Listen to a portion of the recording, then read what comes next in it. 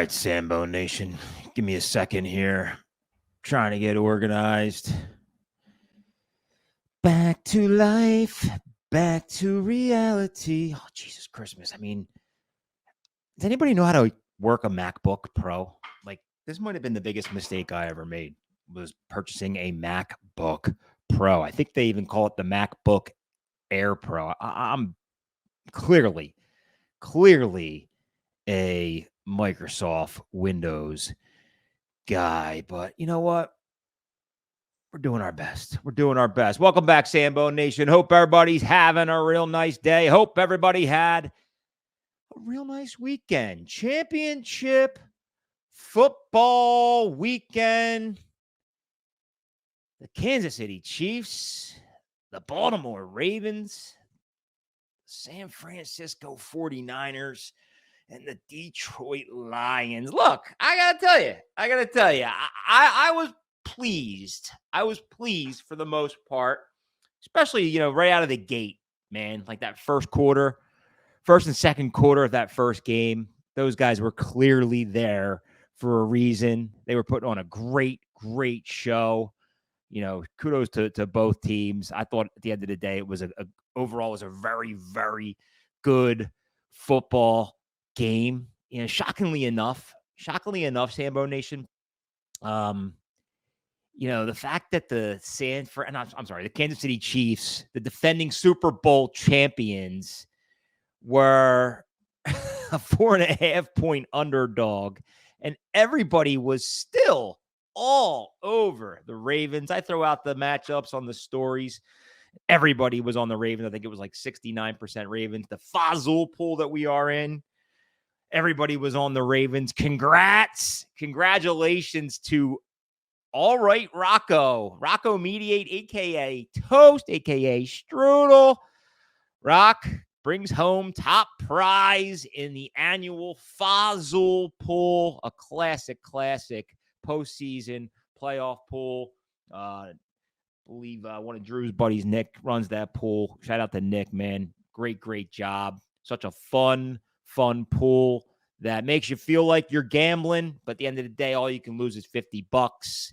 I explained it once before. Everybody giddies up $50. You get 1,000 chips or 1,000 Fazuls, as I should say, and you have the ability to bet those Fazuls. Minimum 50 on any game, and whoever accumulates the most Fazuls at the end takes home the pot. $1,300 goes to Rocco. Congratulations, Mediate.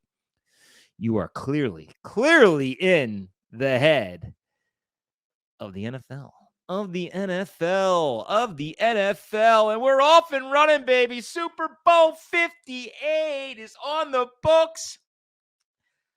Kansas City Chiefs, San Francisco 49ers. The Kelsey Swift saga continues. Whether you like it or you don't, it's going to continue for a couple more weeks. Here's a bold prediction. Let's say Travis Kelce and Taylor Swift get engaged on the field right after the Kansas City Chiefs win the Super Bowl. But will they win?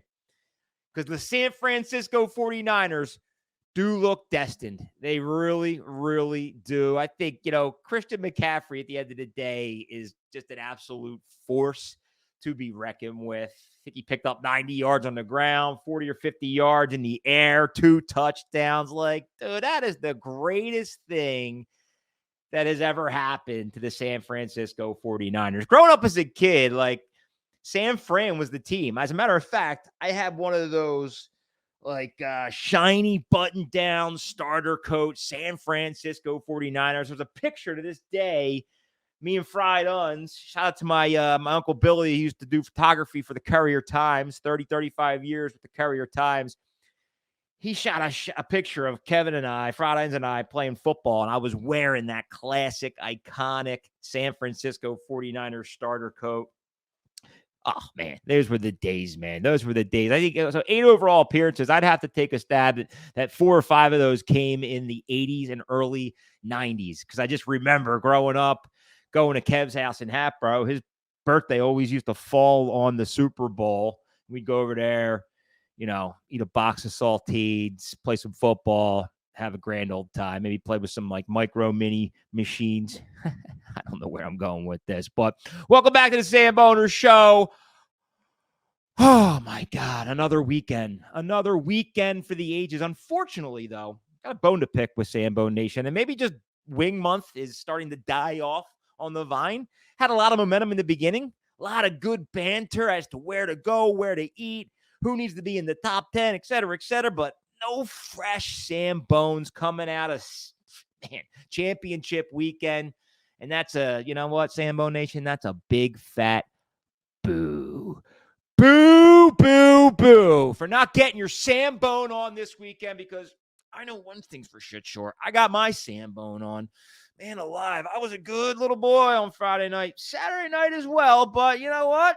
Time to giddy up, get after it for Championship Sunday, and we had an awesome Sunday, fun day for the ages, and I'll get into that in a second. Shout out to our good friends at Not For Long Media and our proud sponsor, the original Fudge Kitchen, shipping fudge all over the country. You know the drill by now.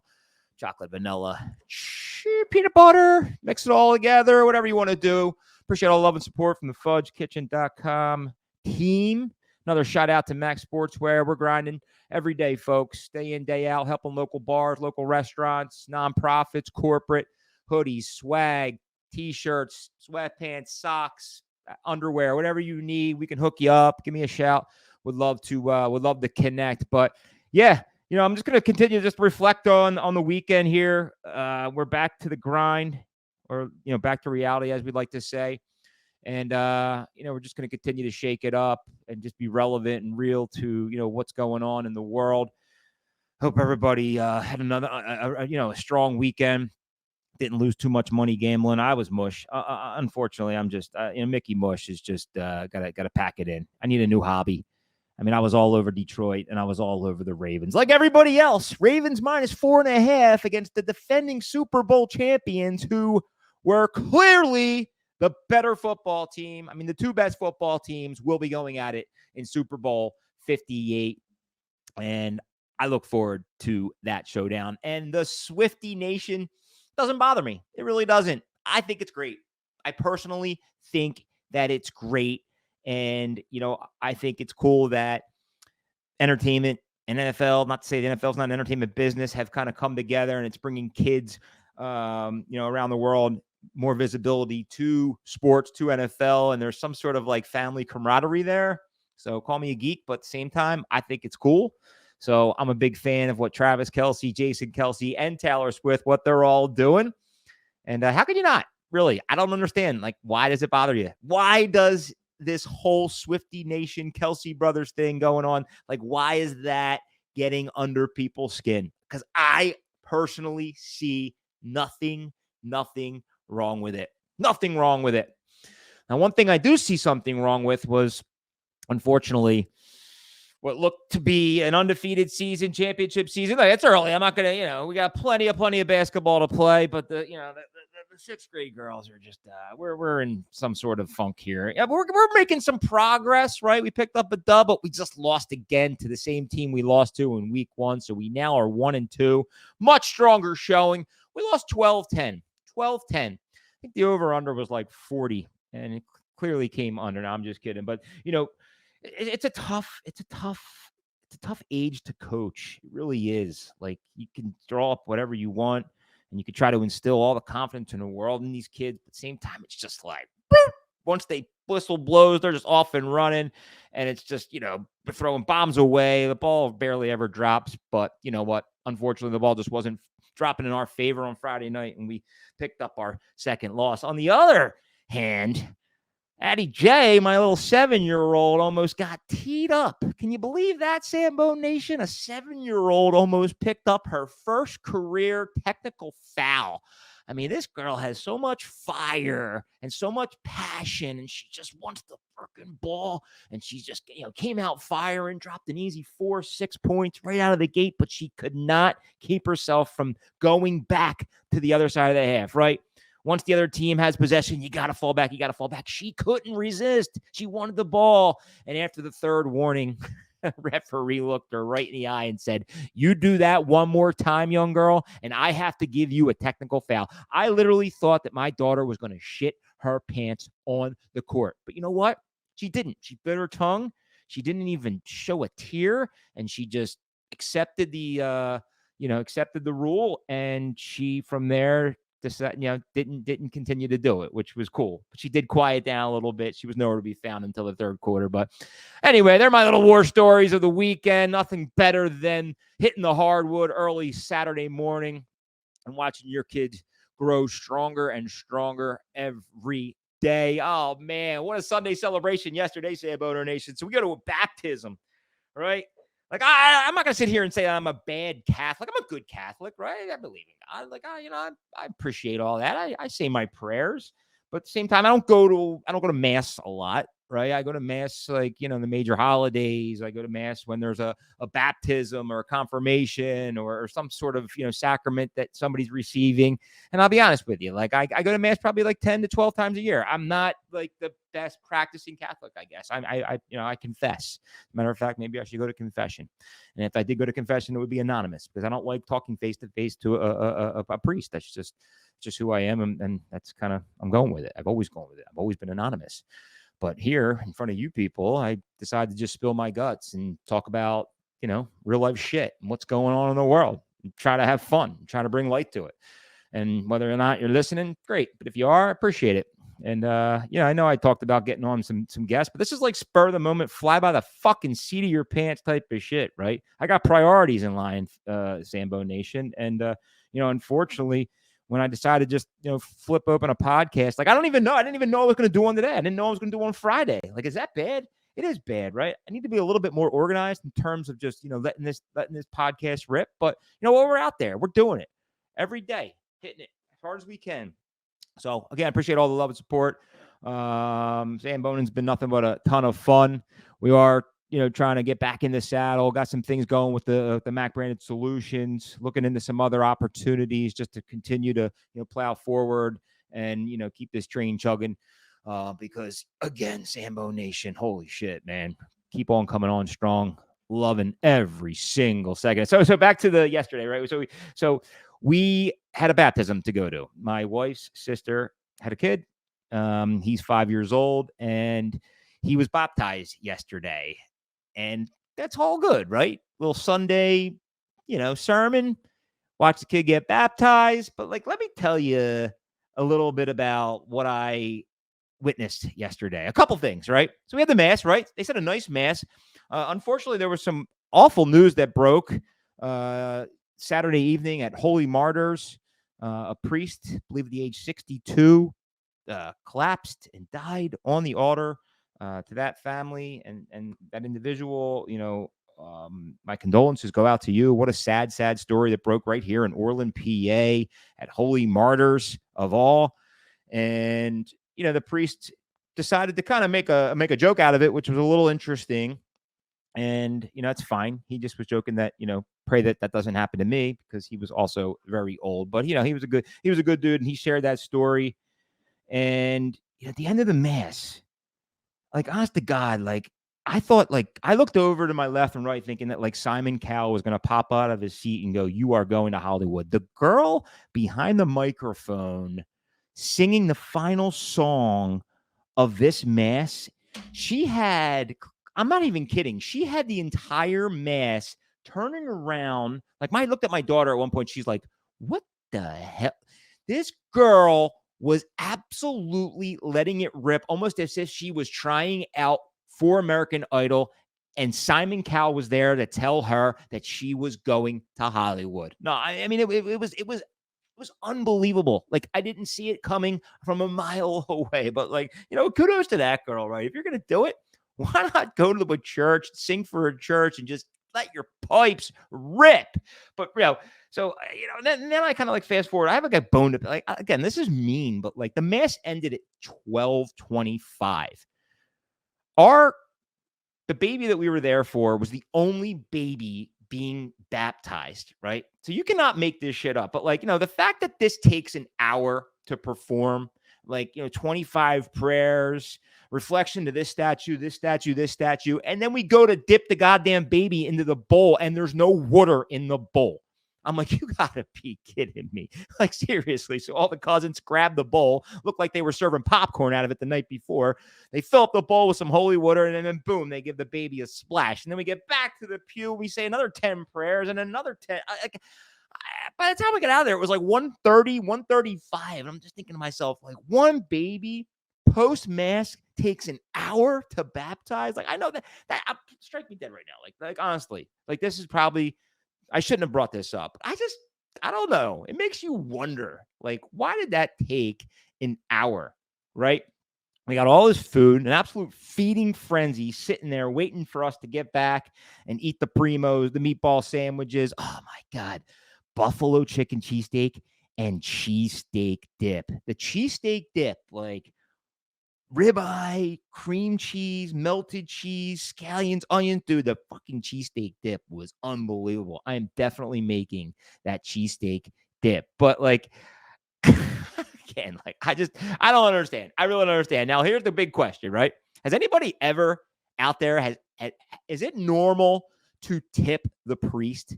Like, do you tip, when you go to baptize your child, do you tip the priest?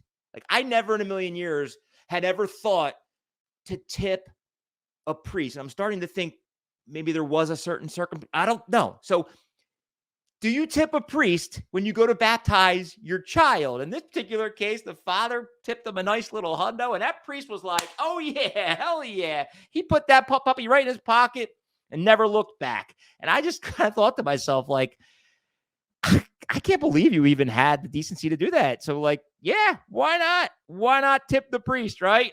I mean, the guy that's trying to baptize your child without any holy water, yeah, let's tip him already.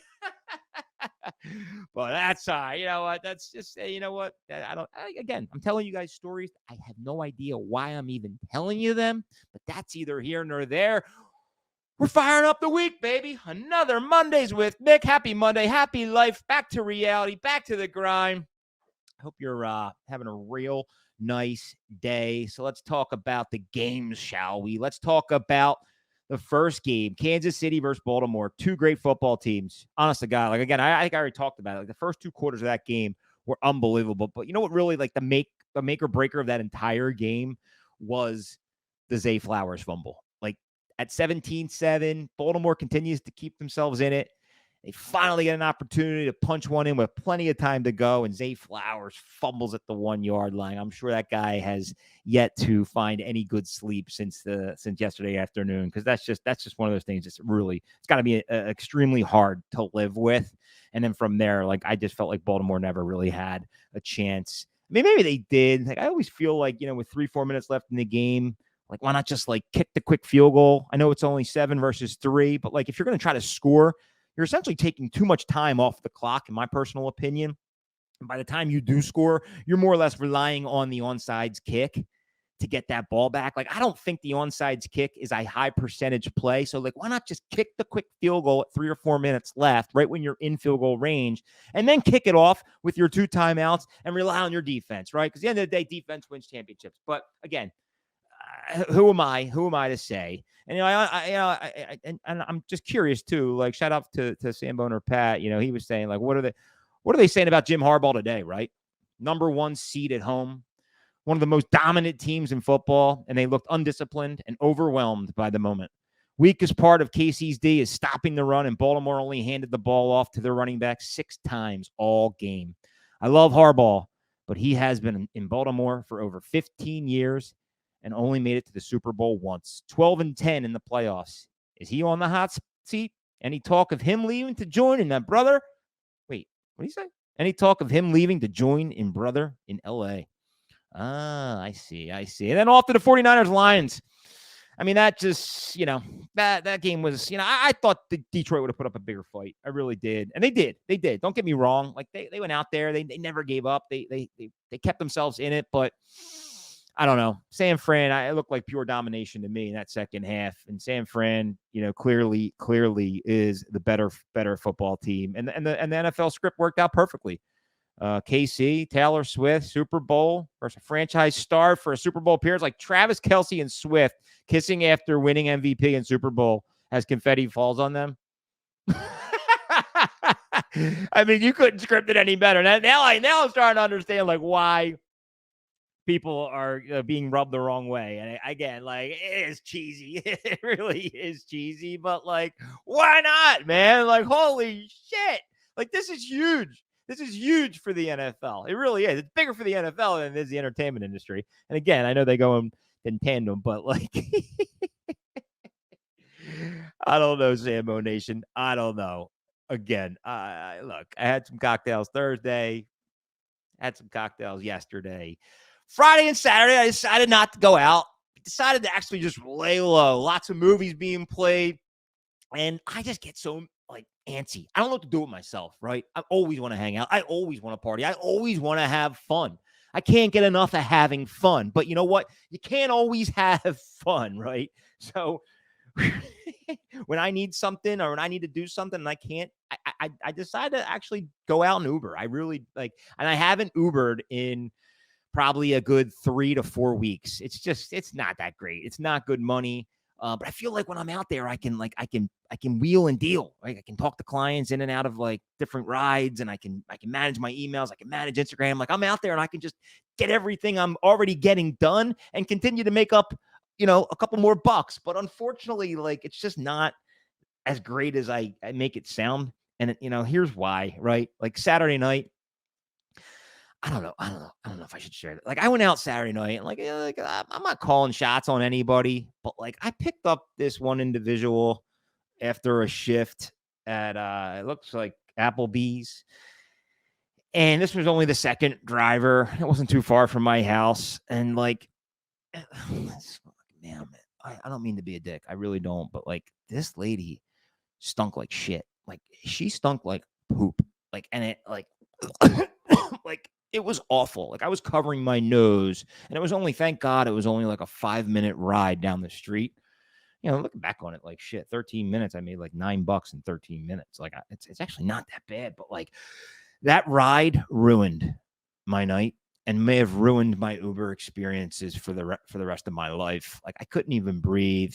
I had to leave the car windows down for overnight. I had to fucking put my clothes that I was wearing in flames, immediately take a shower just to feel good again. And it's sickening. It's sickening that I had to experience that. And I try to think to myself, like, why are you even attempting to do that? I don't know why. I can't help myself. I want to help people. I want to just make money. I want to have fun. But like sometimes when you're not having fun, you're that type A is I can't help myself. So I always have to be doing something.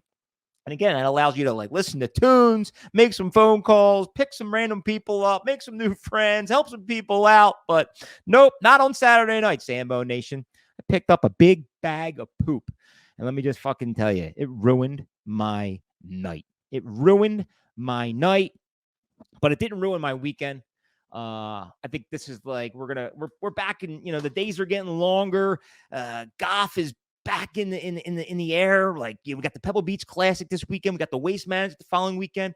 Farmers Insurance was awesome. Torrey Pines, like the views. Oh my God, like it makes you wonder, like, why do you live in Pennsylvania?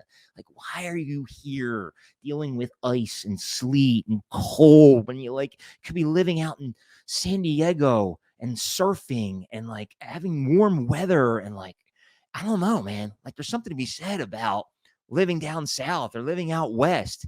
But holy shit, dude. Torrey Pines is an absolute bucket list. Shout out to Mateo Pavin. Mateo Pavin, and his wheel started to fall off, but he grinded his way out of it, sick up and down on 18 to secure the win. And hopefully we'll start to see some bigger names here as we, again, start to kind of ramp into golf season. Big fan of the PGA. I don't know much about the LIV. The fact that they're only playing 54 holes is really stupid. I believe it's being aired on Peacock. I'm not sure. I almost just fell off my chair. Actually, what am I talking about? I'm standing. I got my foot up on a stool. I almost fell off my stool. What else went down? The 76ers on a little 2-game skid. Now at 29-15. The Flyers lose 5 straight. Doesn't look like they're going to have much success without Carter Hart. And that's that, Sambo Nation. Quick, simple, easy, 25 minutes. I think I'm going to head off to the YMCA, baby, because it's fun to stay at the YMCA. Family membership for a couple months until the weather breaks. They got a sauna that unfortunately was broken on Friday. Absolutely crushed me. But we're going to head out there. We're going to blow some steam off.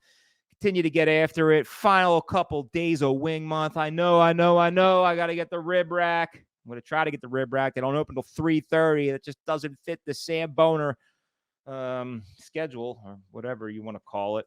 And then we'll flip the script and we'll get into some fun things for February, whether it be, wing month, not wing month, breakfast month, Cuddy month, Super Bowl month. Whoo, Super Bowl month.